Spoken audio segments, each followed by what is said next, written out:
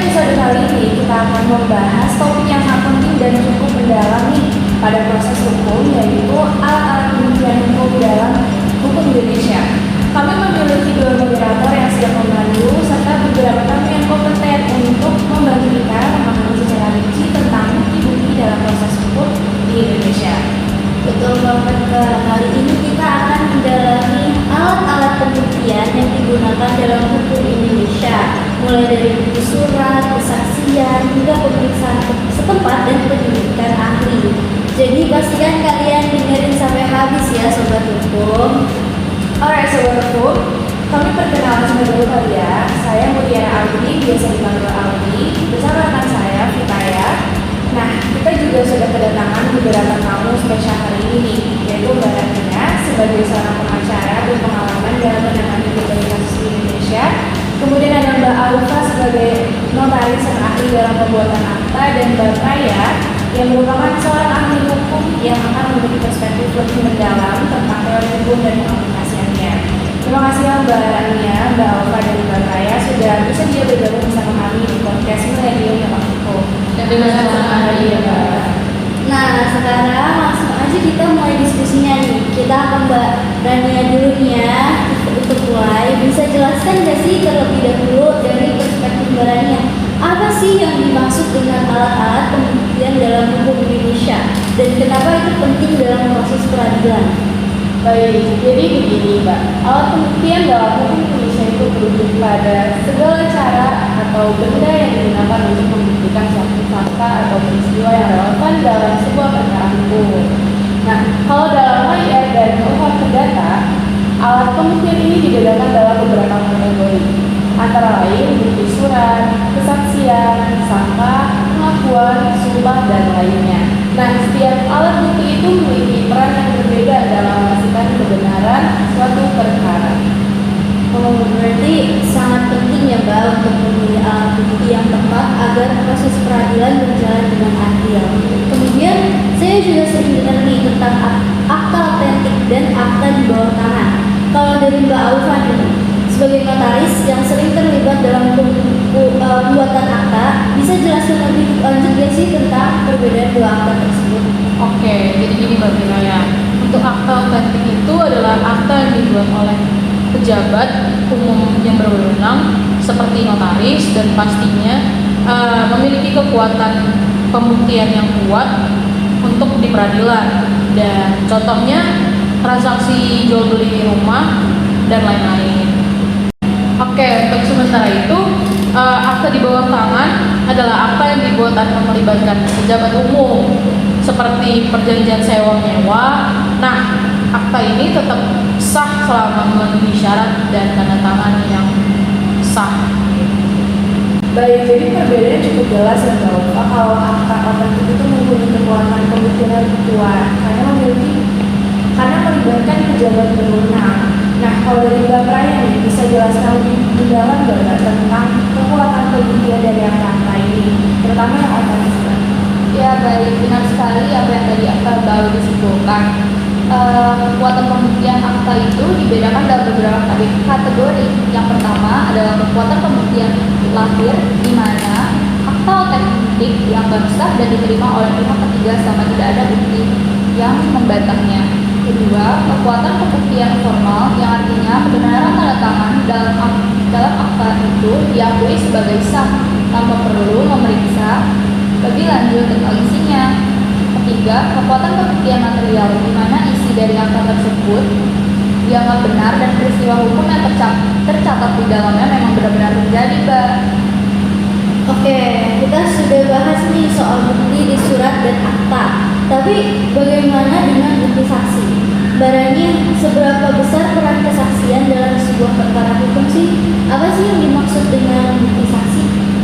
Baik, bukti saksi adalah keterangan yang diberikan oleh orang yang menyaksikan atau mengetahui suatu kejadian atau peristiwa yang relevan dalam perkara hukum. Nah, menurut pasal 139 HIR dan pasal 1865 KUHP Perdata, saksi bisa memberikan keterangan yang penting dalam mengungkapkan suatu fakta yang terjadi. Biasanya, saksi dipanggil jika tidak ada bukti tertulis atau bukti tertulis tidak cukup untuk membuktikan suatu hal. Baik, tapi kesaksian ini juga bisa dipertanyakan kredibilitasnya ya Mbak. Misalnya kalau saksi tidak jujur atau tidak independen. Betul banget Mbak. Untuk kesaksian itu memang harus objektif dan perlu dipertanggungjawabkan. Seorang saksi juga harus membuktikan bahwa apa yang dikatakan itu benar-benar berdasarkan apa yang dia ketahui. Jika kesaksian bertentangan dengan bukti yang lain, maka hakim tentu akan lebih berhati-hati. Setuju sekali dengan Bapak sampaikan tadi. Kesaksian ini sangat berharga, tetapi memang harus ditanggapi dengan cermat oleh hakim. Terkadang sangka atau dugaan juga bisa muncul dalam kasus tertentu, meskipun itu bukan bukti yang sah. Yang lebih kuat tetap adalah pengakuan pihak yang terlibat dalam perkara. Berbicara soal pengakuan dan sumpah, dua hal yang cukup menarik. Darahnya bisa nggak jelaskan peran kedua dalam hukum Indonesia? Baik, jadi pengakuan adalah salah satu pihak dalam suatu perkara hukum yang mengakui kebenaran suatu peristiwa atau fakta yang terjadi. Nah, pengakuan ini dapat menjadi alat bukti yang sangat kuat. Di sisi lain, sumpah. Sumpah itu apa sih? Sumpah adalah pernyataan yang diucapkan dengan keyakinan penuh untuk memperkuat kebenaran suatu fakta. Biasanya sumpah dilakukan ketika tidak ada bukti yang cukup dan pihak yang bersangkutan bersumpah untuk membuktikan kebenarannya. Jadi pengakuan itu seringkali menjadi kunci dalam kasus perdata ya kan? Nah, tapi kemudian untuk spesifiknya nih, sumpah itu digunakan dalam situasi seperti apa sih untuk tahu? Oke, untuk sumpah biasanya digunakan ketika tidak ada bukti yang cukup gitu, dan salah satu pihak ingin menunjukkan kesungguhannya dalam pernyataan atau mengklaim mereka. Misalnya dalam perkara utang piutang, jika salah satu mereka tidak memiliki bukti tertulis, mereka bisa bersumpah bahwa pernyataan yang mereka katakan itu benar. Oke, sekarang kita masuk ke pembahasan tentang pemeriksaan setempat dan penyelidikan ahli. Bab Raya, apa peran kedua hal ini dalam proses hukum? Oke, pemeriksaan setempat itu dilakukan oleh hakim untuk melihat langsung situasi atau kondisi yang relevan dengan perkara. Misalnya, dalam sengketa tanah atau bangunan. Sedangkan penyelidikan ahli dilakukan jika perkara memerlukan pengetahuan teknis atau spesial. Misalnya, dalam kasus medis, seorang ahli forensik bisa saja dipanggil untuk menjelaskan kondisi korban atau penyebab kematiannya. Jadi kedua hal ini membantu memberikan gambaran yang lebih jelas ya, tentang fakta yang sedang diuji di pengadilan ini. Betul sekali, pemeriksaan setempat memastikan bahwa bukti fisik yang ada di lokasi dapat dipertimbangkan langsung oleh hakim. Sedangkan penyelidikan ahli memberikan pandangan dari sisi keahlian yang lebih mendalam. Wah, diskusi kali ini benar-benar membuka wawasan ya Sobat Hukum. Kita sudah bahas alat-alat pembuktian dalam hukum Indonesia dari berbagai sisi nih, mulai dari sisi surat, kesaksian, hingga pemeriksaan setempat dan penyelidikan ahli. Ternyata semua alat ini punya peran masing-masing untuk memastikan keadilan di pengadilan nih Sobat Hukum. Ya, dan yang paling penting, setiap alat bukti itu harus digunakan dengan cermat sesuai aturan yang berlaku. Dari akte otentik yang super kuat sebagai bukti, sampai kesaksian yang bisa jadi penentu dalam kasus-kasus tertentu.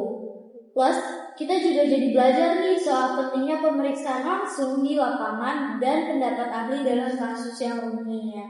Setuju banget. Dalam praktek, kita sering melihat bahwa kombinasi dari alat-alat bukti ini menjadi kunci untuk mencapai keputusan yang adil.